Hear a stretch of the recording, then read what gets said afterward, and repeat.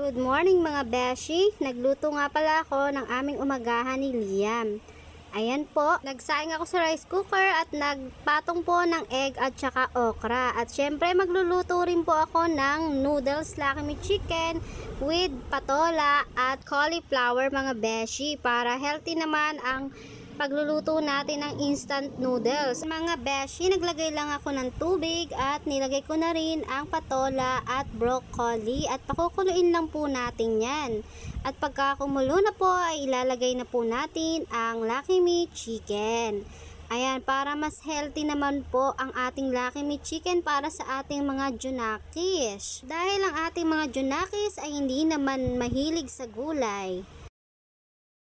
Ayan, dahil nagsasawa na rin po ako sa mga lutong ulam at lagi lang po kami bumibili at walang oras po sa pagluluto dahil diretso po kami agad dito sa aming pwesto. Kaya minsan ay nagluluto po ako ng mga nilaga lang. Haha, ano daw? Take two mga beshi, mga nilaga or easy to cook lang dahil ito lang ang aking lutuan, yung electric pot na maliit. Kasya lang po sa pang 3 tao. O ayan mga beshi, kakain ng aking anak at solve naman po siya at favorite niya din naman po ang Lucky Me Chicken.